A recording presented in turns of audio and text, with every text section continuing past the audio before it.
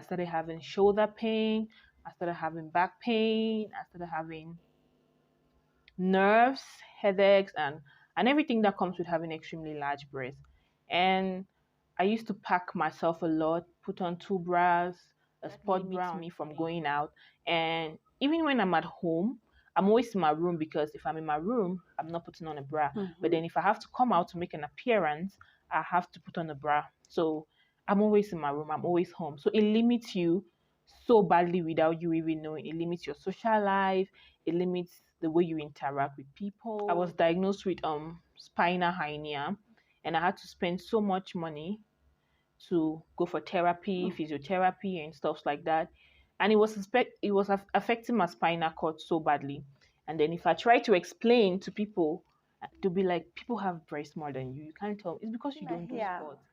She was removed 10 kgs of her chest. It's not an easy thing.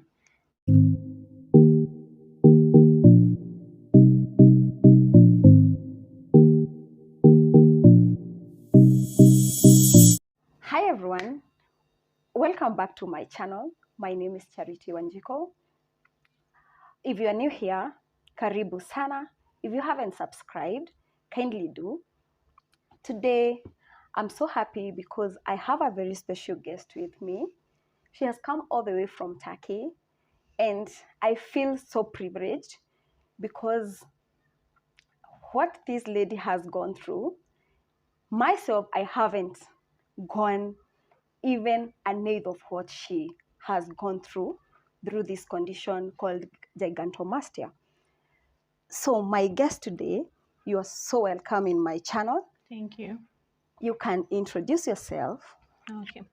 Hello, thank you for having me here today. My name is Sheena. I'm a Cameroonian by nationality and I'm based in Istanbul, Turkey. I come from a family of four. I'm the third and I'm the only girl. So I'm really glad to be here today to share my story concerning gigantomastia, a condition we may not be versed with, but it's a condition where your breast size is at least 3% of your total body weight. And if you have breast as big, that comes with back pain, shoulder pain.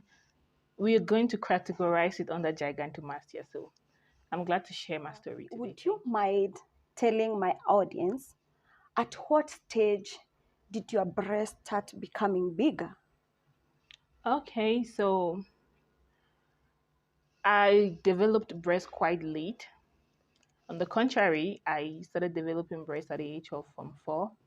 I can remember back then in school, in the boarding house, my friends had boobs and I did not have boobs. So I developed breast very late at the age of 14, 13, 14. Yeah. And when they started growing and you realized your size is not the same as your peers, how did it feel? Of course, it was not a good feeling because when they started growing, they did not stop growing.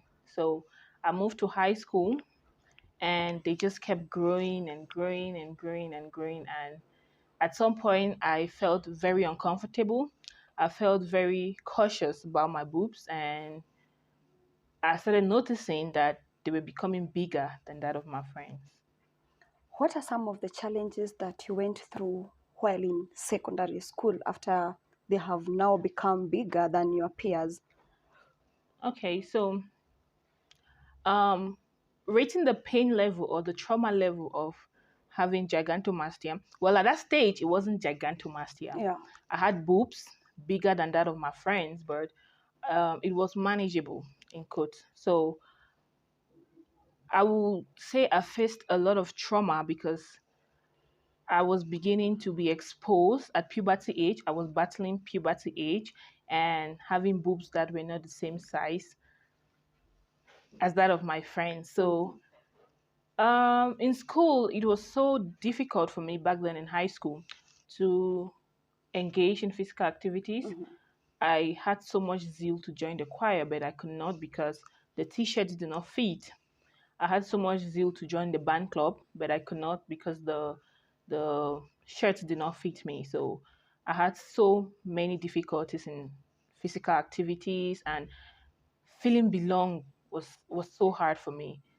I will always have my pullover on, trying to cover them. It came with a lot of trauma. So if I'm to categorize it over a 10, I would say back then in secondary school and high school, my trauma level was a 9 over 10. Mm-hmm. And what are some of the, did you experience like discrimination, Mm, being called some weird names by your peers? um, we're talking about secondary school, right? Yeah. Not really. Back then in secondary school, I battled a lot internally than externally. Mm-hmm. So, but then I became the assistant senior prefect. That took my confidence a little bit up, and I didn't really face name calling till I got to the university and Mm-hmm. after graduating. Okay. Yeah, Now you finished your high school or the secondary school, yeah. and now you have joined the university. How was it in the university life? Okay, so I attended two universities. The first university to study journalism, and the second university to study custom and marine transport. So, in the first university, I was so excited going to the university because I felt like I'm going to meet people with extreme bodies. In extreme bodies, I mean people will probably have big stomach, big buttocks, big breasts. So I felt like I won't be pointed out of the crowd as someone with an abnormality at that time. Okay, so I'm going to categorize my challenges to two: physical and mental, in other ways, emotional. So when I realized my breast was growing so fast, as not as the same as my pals or my friends, back then in secondary school, my trauma level was a 9 on 10 because I was battling with puberty, I was battling with the feeling to belong, and it limited me so much into getting in choirs, social groups. It was so difficult for me at that time because, in as much as it wasn't as big as now, it was not the same with the girls in my class. I went to a single sex school at that time. So Um, I became the assistant senior prefect. That took my confidence up a little bit, but I had a lot of internal battles about how I felt about myself. And in secondary school and high school, my physical challenges were not that much. I didn't really have back pain. I didn't have shoulder pain at that time. It was more of a mental challenge and an emotional challenge at that time because I could not get into social activities, and I couldn't bathe at that time in front of my friends because I was shy and I did not want someone looking at me with judgmental eyes. So then when I moved to the university, I was a little bit excited because I felt like it was a place where I could meet people with extreme bodies like me, and I won't be pointed out of the crowd like someone who had big breasts. So, but then when I got to the university, I attended two universities, by the way. The first one to become a journalist, and the second one to become a marine engineer. So, the first university I attended was a government university, and it was it was quite okay for me because I met people with extreme bodies, and I'll feel like okay, I won't be pointed out of the crowd, and there are others like me at that time. So it was it was quite okay for me at that time. Then I moved to the other university. It was a smaller university, and I was more noticeable. Now, at this point, I had to go through so much pain.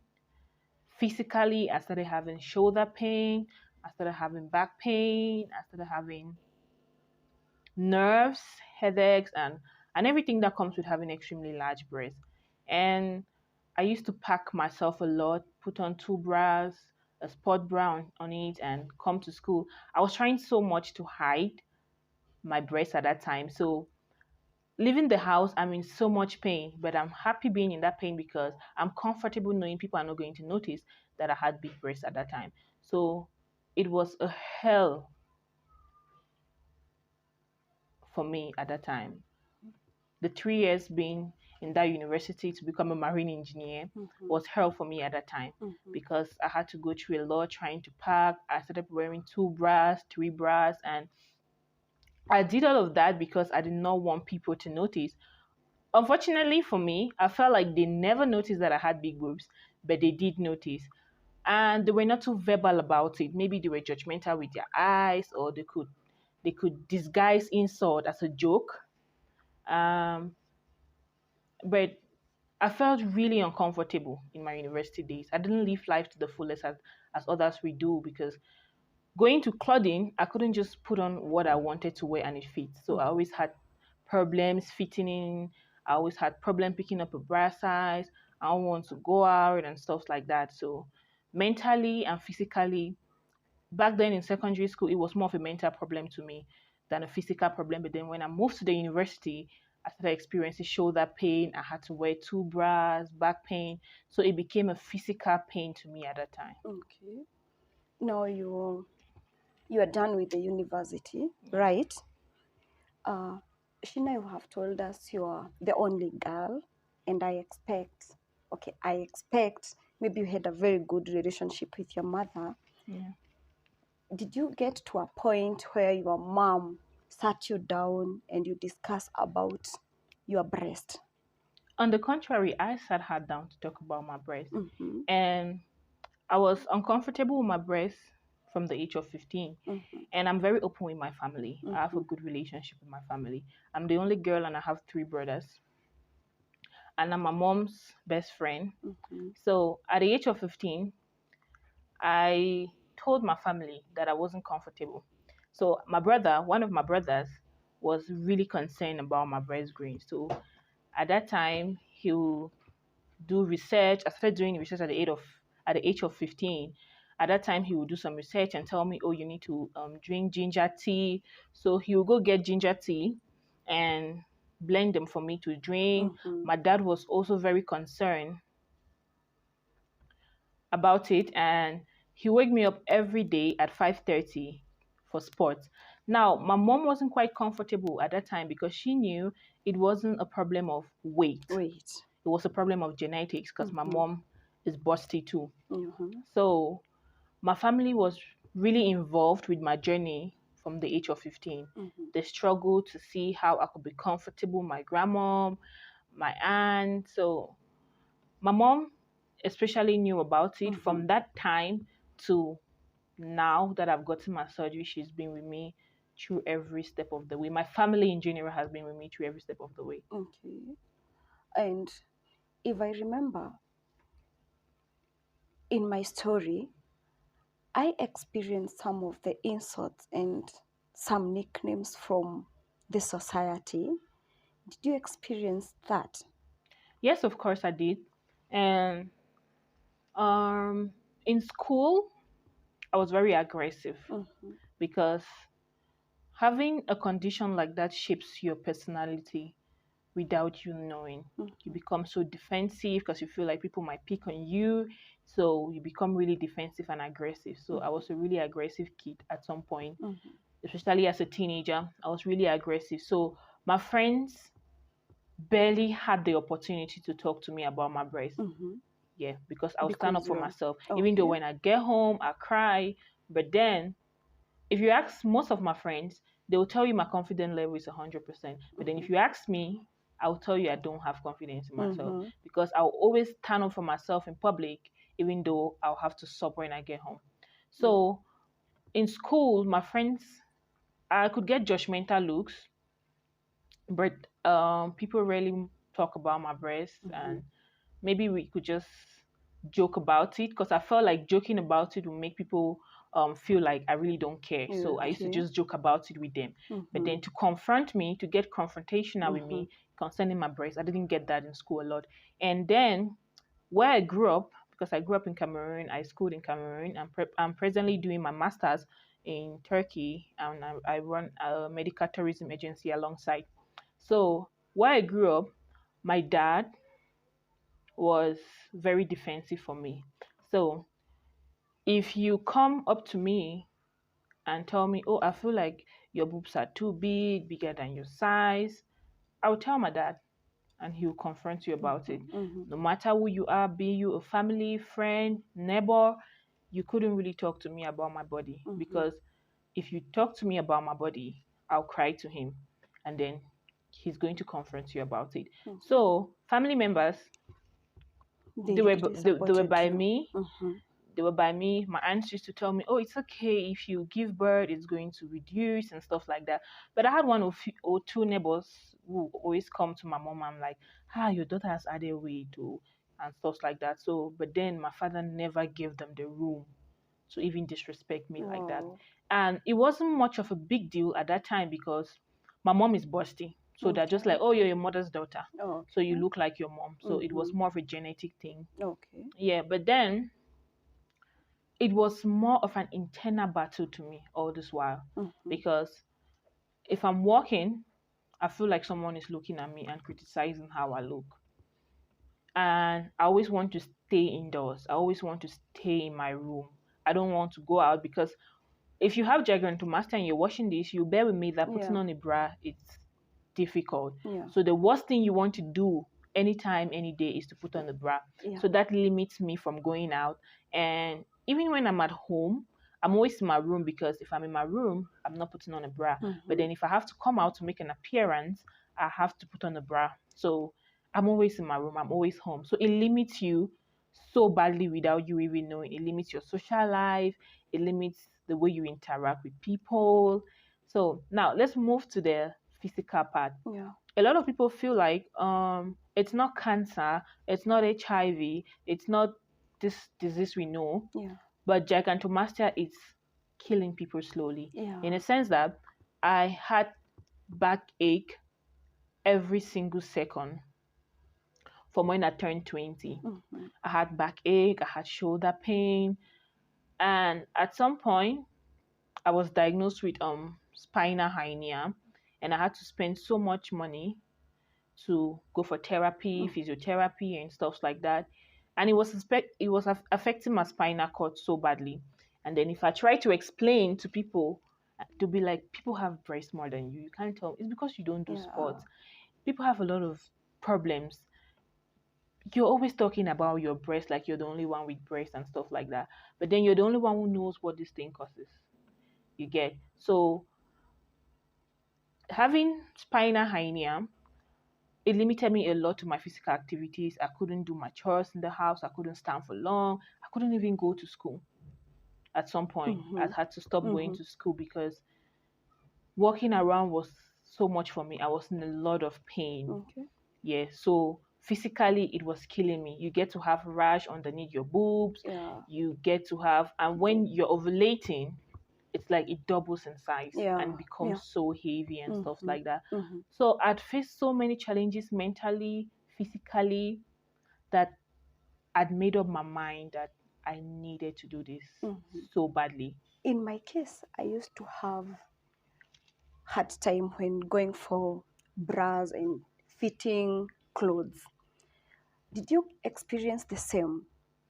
Yes, of course I did. Um, since my mom is busty, so she always knew the right places to take me to get a good fitting bra and stuff like that.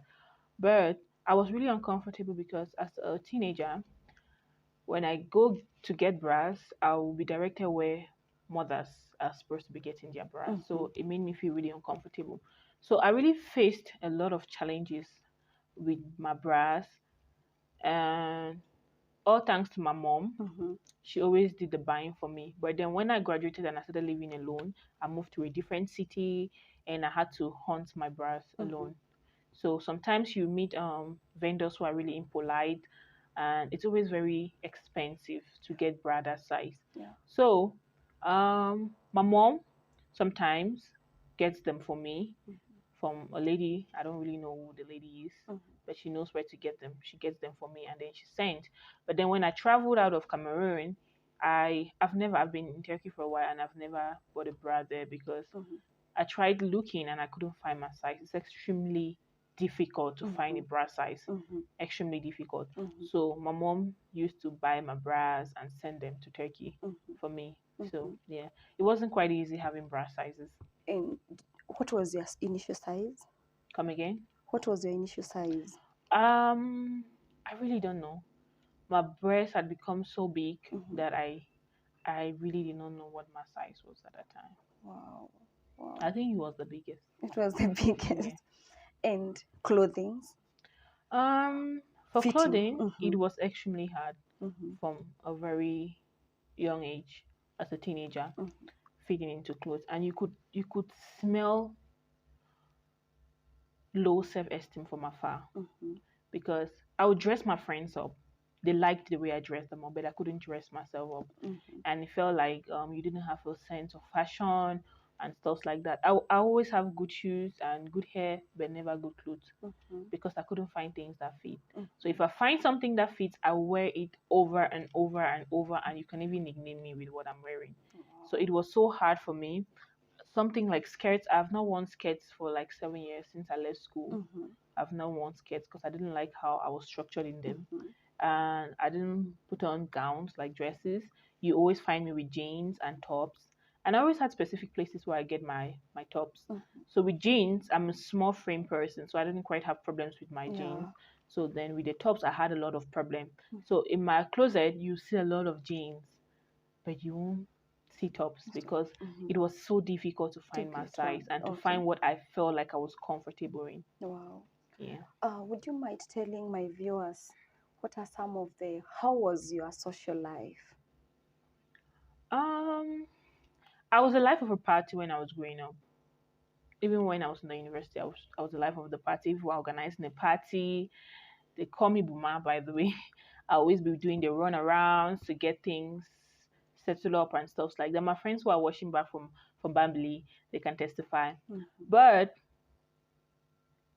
I wouldn't feel comfortable in the party. I could do the arrangements, I could do the decorating, Yeah. but when it comes to the partying, it was hard for me. I tried so much because Mm-hmm. it was gigantomastia stole my youth because at some point I could no longer be the sociable boomer they used to know. Yeah. But no one understood what I was going through.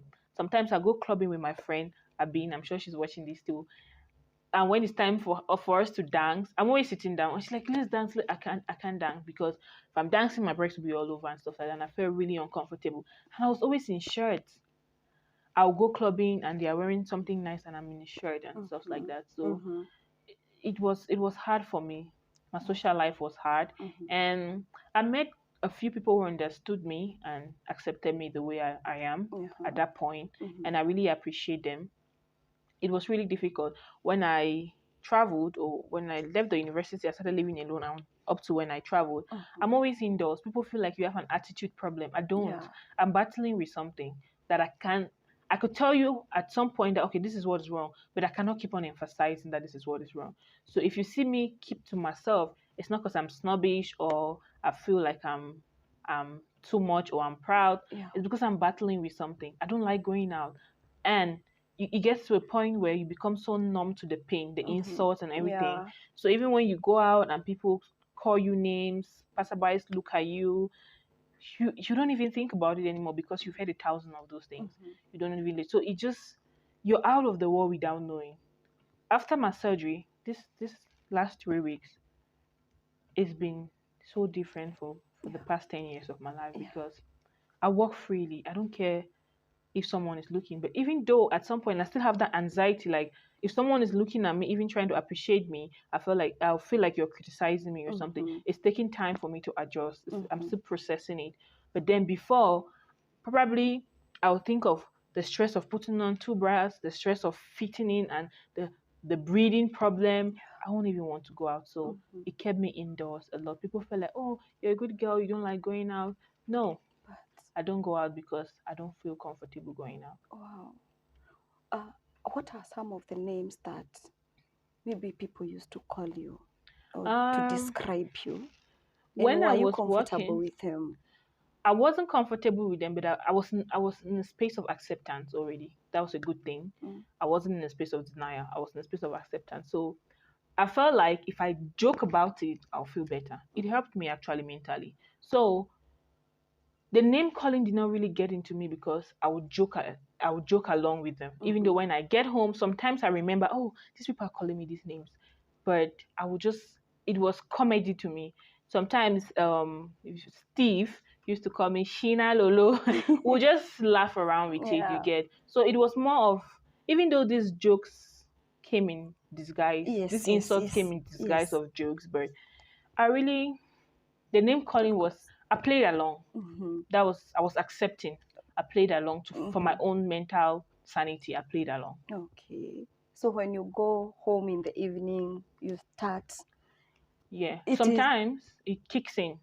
For instance, if I'm going to work, probably along the road, someone calls me a funny name because of my breast size. If I have the strength, I'll exchange words with you. If I do not have the strength, I'll go about my day. By the time I come back from work, I'm so tired. I've forgotten what you said to me.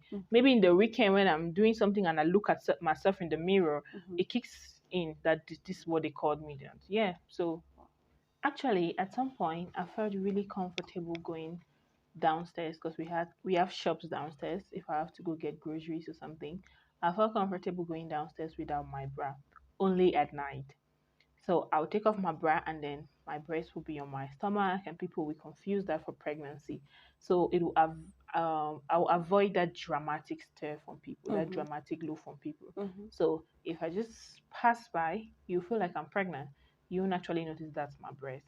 So I was comfortable. That was the only time I was comfortable going out without a bra at night. Yeah. And people used to jokingly say, you look older than your elder brother, someone who is approximately 10 years or more older than me. And since I was already in a point of acceptance than denial, I just felt like there's nothing I can do about these comments. I can't stop them from saying these things to me.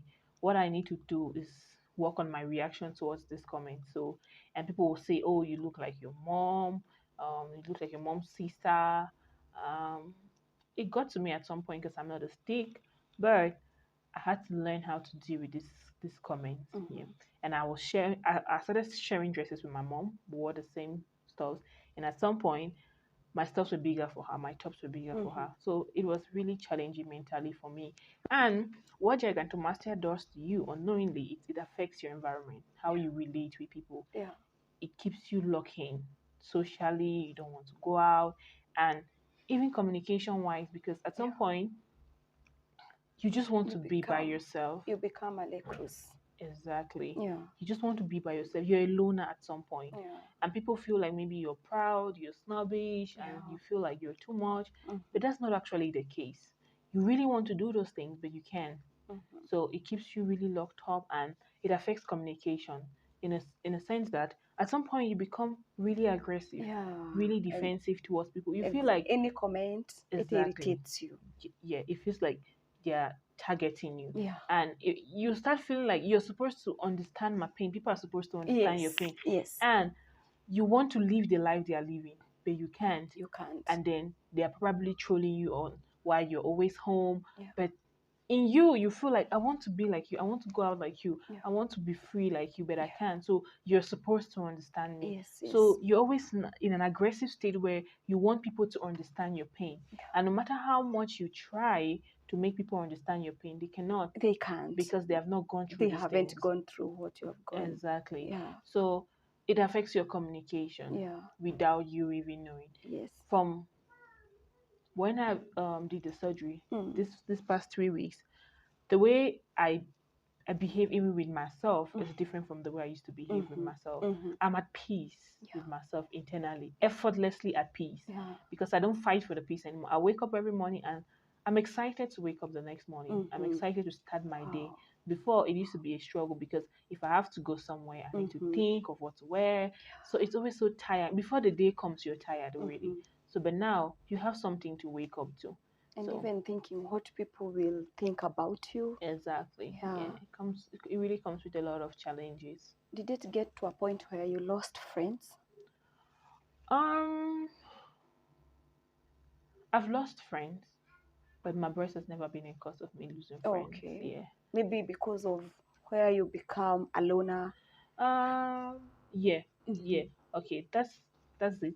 I've had to lose friends because we could not interact a lot more. Probably not because they did not like my breast and then they left. No, I've never had to experience that. But it had affected me in a way that I couldn't interact with them. Maybe we have to go for outings, we have to go somewhere. I can't go, so I don't hang out with them as much as I want to do. Okay. So it keeps the distance. It just start drifting and stuff like that. So secondarily, the breast, the gigantomastia is the cause of that because it gives you social anxiety. Yeah. And did you get to a point where you felt discriminated? There are some jobs they won't give you.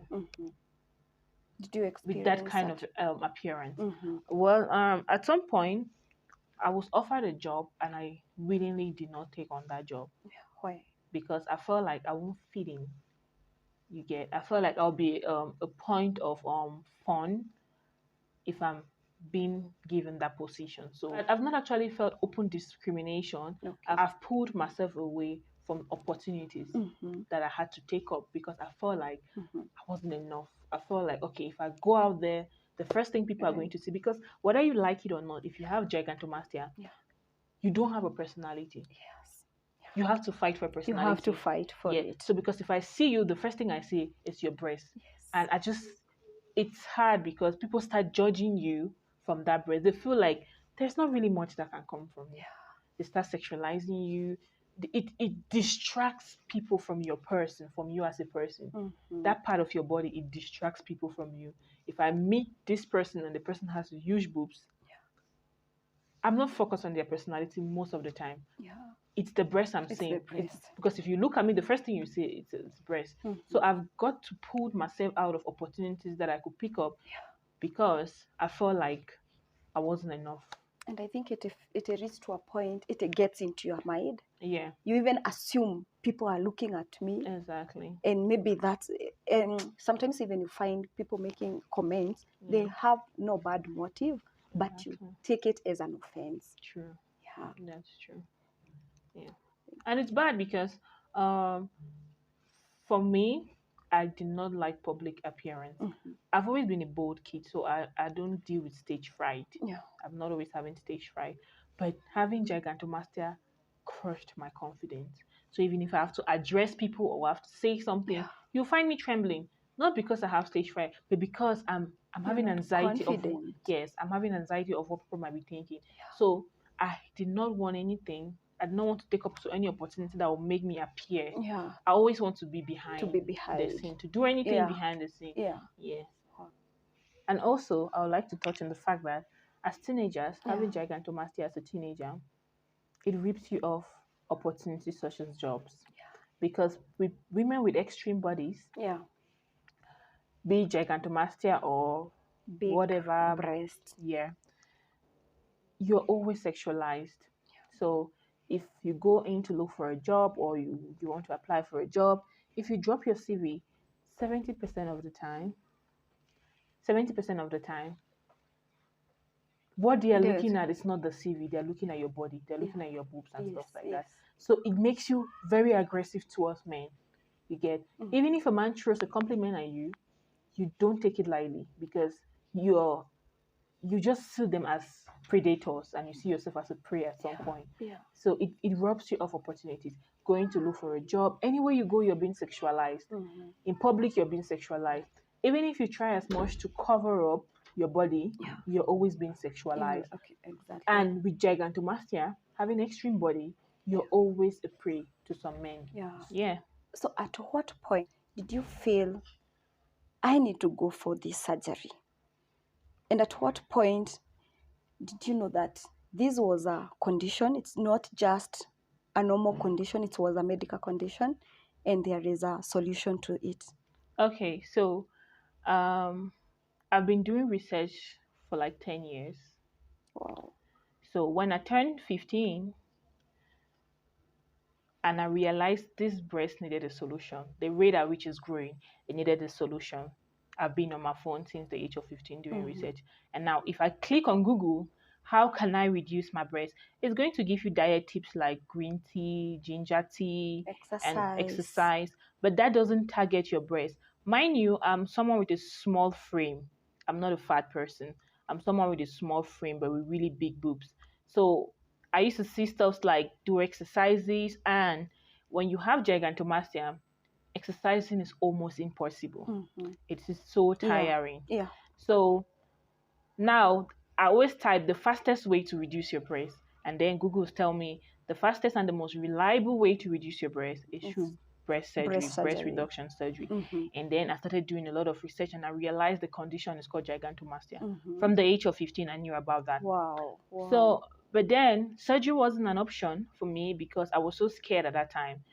The name surgery was scary at that time. So I was just like, okay, maybe I will stop living in denial and start living in acceptance and learning how to dress my body, learning how to accept my body like that, because that's my reality. Okay. So then when I turned 20, it kept growing so badly when I turned 20. And then I was ready for surgery at that time. Mm-hmm. But financially, I was not capable Okay. because Google used to tell me you need to have thousands of dollars or you need to have insurance. I didn't know about all of those stuff back then in my country. Mm-hmm. So when I turned 20, I was ready for a surgery at that time, but financially I wasn't ready. Mm-hmm. So 2 years ago, I was financially ready for a surgery.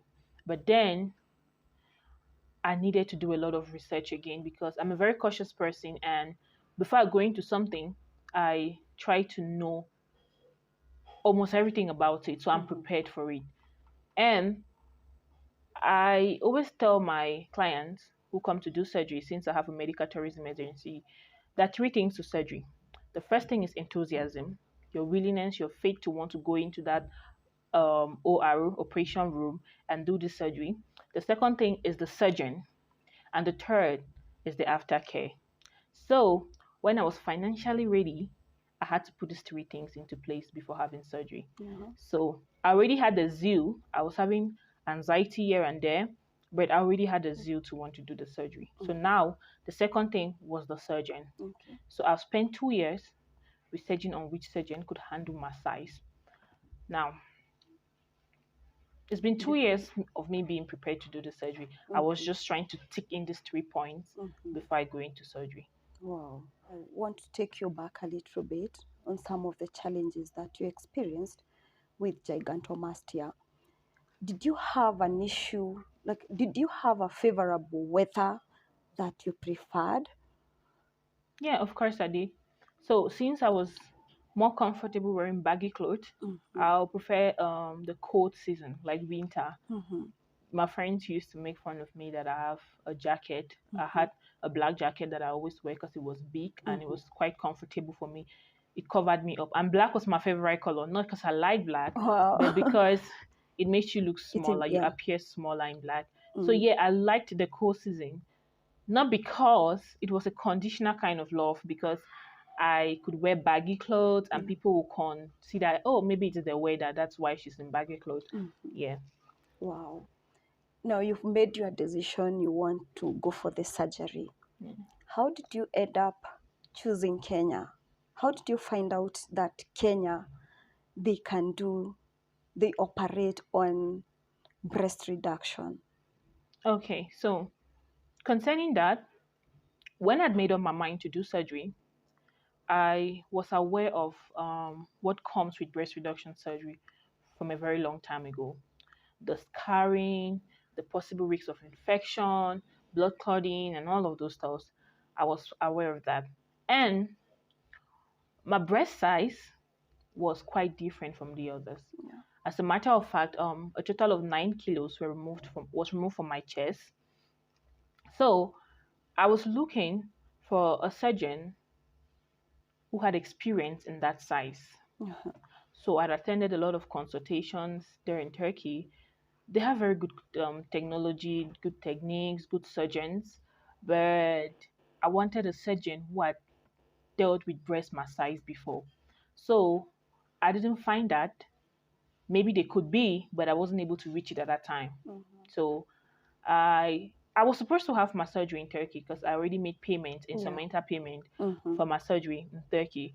There's a surgeon who has like 30 years experience in breast reduction. So I was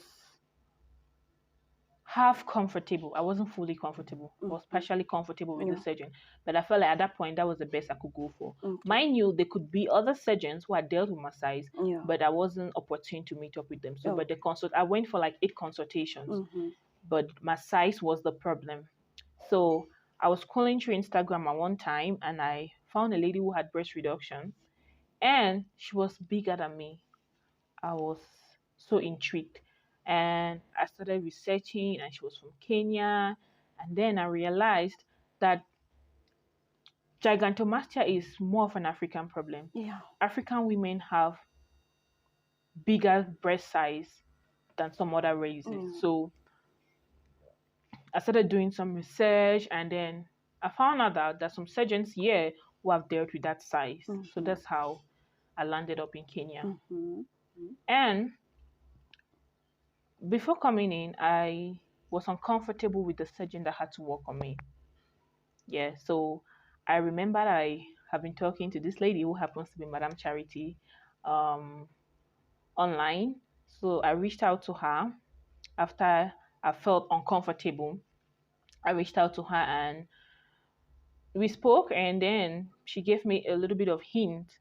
I'd seen her surgery, I liked the results, and she linked me up with the surgeon who did her surgery. So, and it's the same surgeon who worked on me too.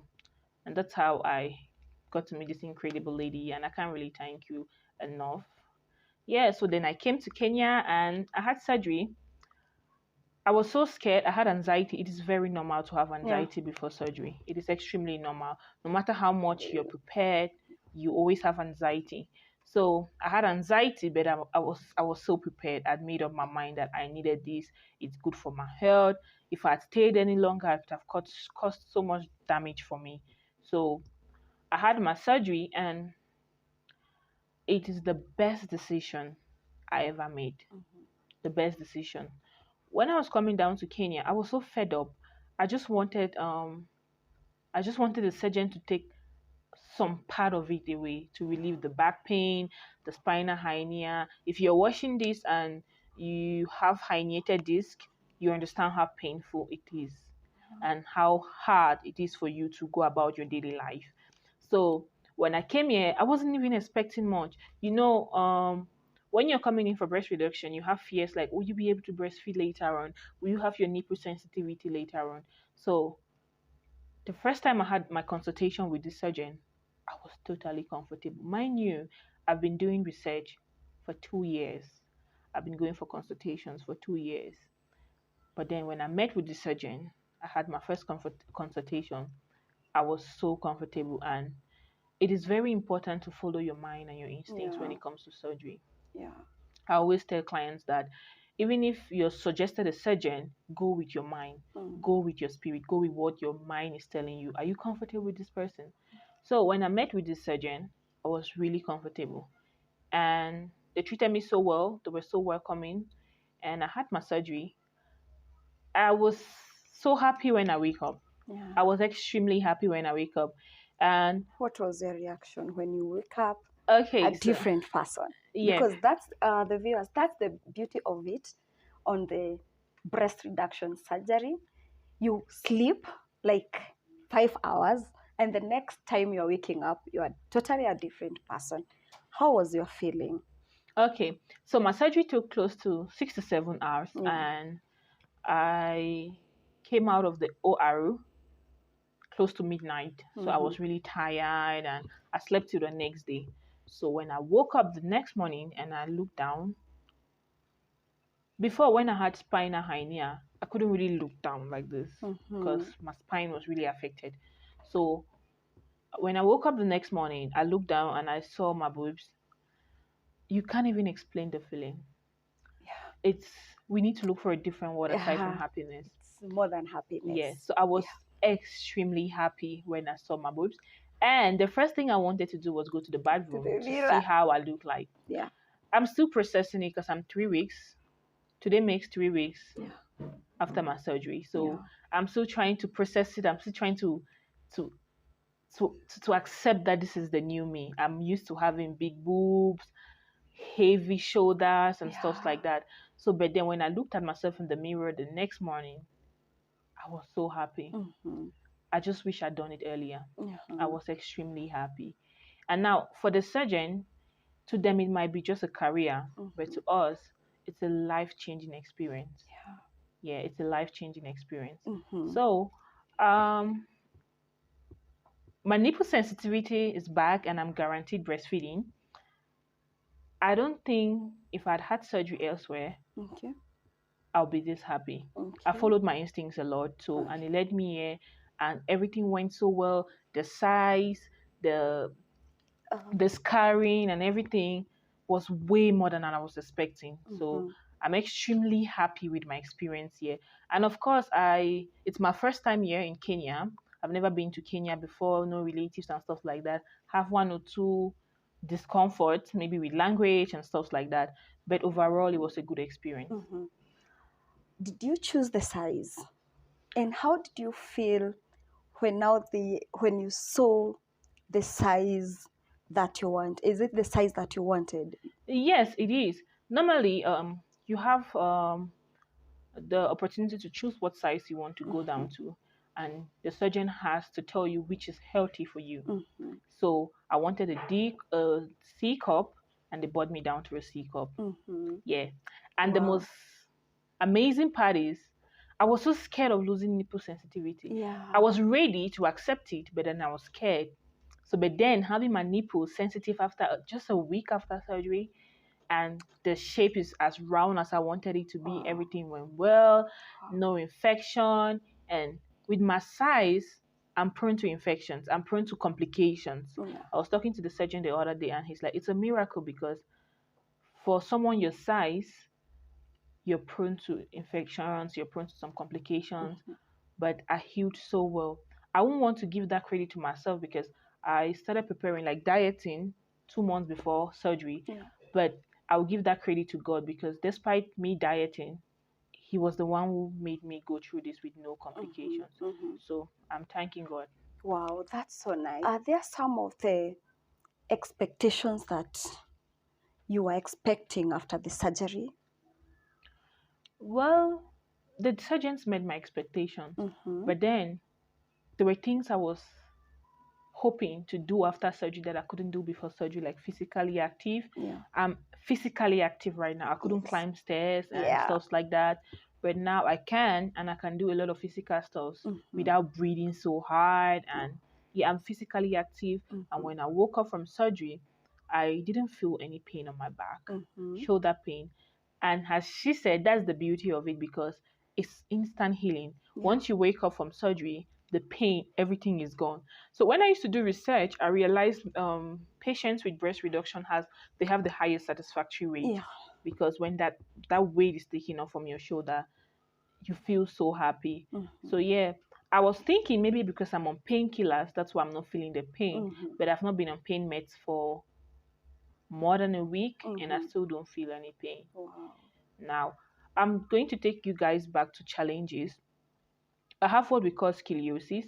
Um, Even though it's not severe, but it's a condition where your spine is bent, so I can't stand straight.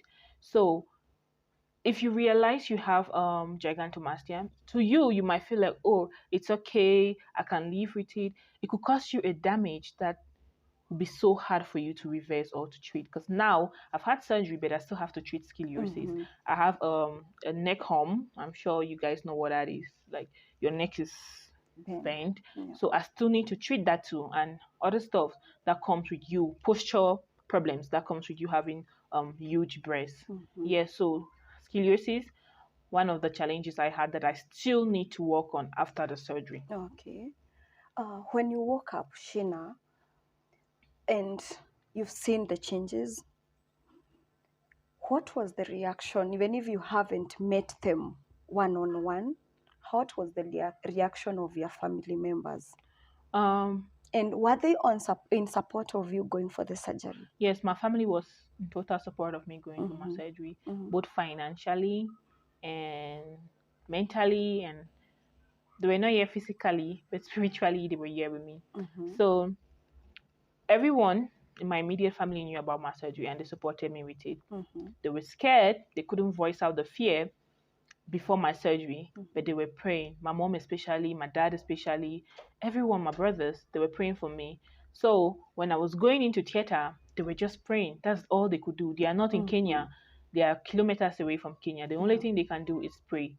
So when I came out from I knew I was going to come out from the Mm-hmm. oral, by Yeah. the way, because I went in there with a God, Mm-hmm. and I knew the God that I went in there with would bring me out. No. So when I came out and I called my parents, my family, they were so happy that everything Wow. went well, Mm-hmm. and that's it. They were extremely happy, as much as Oh. I was. Wow. Uh, what advice can you give to women suffering from gigantomastia? Okay, so there's a stigma with big boobs. I would call them big boobs like gigantomastia because a lot of people are not versed with the word gigantomastia. Yeah. There's a stigma because either men are trying to sexualize you or make you feel like, oh, you're not supposed to do this. This is so beautiful, but they don't understand what that causes you. Yeah. So, and then it brings your self-esteem down. So most young ladies who have gigantomastia, they come online, they come on social media, they try to maybe expose the breast, use it to create content or stuff like that. Yeah. Now I feel like they are fighting with With acceptance. They are acceptance. fighting with self-confidence and all of that. Mm-hmm. This is not a cosmetic surgery. It is a medical surgery. So don't feel like people are going to say, oh, you touched your body, you're no longer natural and stuff like that. Mm-hmm. It is healthy for you to get a breast reduction if you have gigantomastia. Mm-hmm. Because aside from the shoulder, the back pain and everything, Mm-hmm. if it's kept for a longer time, it might cause so much damage that will be very hard for you to reverse. So with anyone watching this and you feel like what we have described as gigantomastia fits you, Yeah. you should get a surgery. And I know a lot of people want to get surgery, but Yeah. financially they are not fit. You can reach out to Madam Charity here through her YouTube channel, and you can talk about that. But it's extremely important for you to get a surgery Yeah. if you're suffering from gigantomastia. I think Shina, we can maybe explain further, because some of the fears that people who want to go through the surgery they face or they ask, mostly they ask whether you can breastfeed again after the surgery. The anxiety, I think we need to tell them it's very normal to be anxious, because this is not just a surgery, it's a major surgery. The anxiety is there. You can't avoid the anxiety. Maybe Shina, can you tell them what was the surgeon's explanation whether you'll be able to breastfeed again? Okay, so whatever we're saying here is based on experience, Yeah. not a medical advice. So Mm. anything medical advice, you have to refer back to your surgeon. Mm. Now, when it comes to breastfeeding, it is possible to get a breast reduction and still not be able to breastfeed later on. This depends on your surgeon, this depends on your surgery. So it varies with individual. I'm guaranteed breastfeeding because I was able to choose the surgeon in which was I was comfortable with. To me, it was the right surgeon. So you need to do your research. I can't emphasize on that enough. You need to do your research. You need to make sure you go to the right surgeon. So for the breastfeeding topic, it depends on you as an individual and which surgeon and how your procedure went. Yeah. I can't say you will be able to breastfeed and you will not be able to breastfeed. I'm not a medical practitioner, but for my experience, you need to research and you need to choose your surgeon. Wow. Thank you so much, Shina. Do You're you have welcome. a closing shot? Um, I'm really happy to be here. To coin it up, I'm really happy to be here to share my experience because there's a stigma that comes with this, and it takes a lot of guts and courage for you to be able to come out, sit in front of the camera, and talk about it Yeah. because the world is watching as we share our stories. So don't feel stigmatized because you didn't buy this from the market. It's nature, it chose you. So if you feel like you need a solution for it, go get one. If you feel like you can live with it, it's fine. But from experience and from what I've gone through and from what gigantomastia has done to me, I would advise anyone suffering from it to go get a reduction. And don't there are people who want to get reductions or there are people who want to have surgery in general, but then they are scared. For instance, this is my first time. Another person might not be courageous enough like me to come down to a country where you know no one to have surgery and stuff like that. So that's why you have foundations, you have agencies, you have platforms where you can reach out to people. For instance, I run a medical tourism agency called Centric Care for people who want to come into Turkey to have surgery of any kind, cosmetic, medical surgery, BBL, plasty, anything. it makes it easier for medical tourism. If you want to come into a country to have surgery and you don't have anyone there, there are platforms like this that could help. So, yeah, you're just a step away from living that life you wanted. It's just fear that is in between. So go Thank you. get it done. Yeah, thank you so much, Sheena, for your explanation, for your story. You've really gone through, because Sheena here, she was removed 10 kgs of her chest. It's not an easy thing for more than 10 years, right? Yeah, Yeah, I've not had 10 kg on my chest for more than 10 years. It just kept growing. they kept growing. Yeah. We are so happy. The reason why we are doing this, it's because of the people who have this condition. We want to normalize this condition called gigantomastia. And even for people who body shames people with gigantomastia, it is not an easy journey for them. I want to appreciate my guest because of her finding time to come to my show, because it's barely 3 weeks since her surgery and she felt she had to do this. I don't take that for granted. Because of his wonderful job, I want to appreciate him because of the makeup and the nails. If you want to find him, you can call his number. It will be down here. His page, it's down here.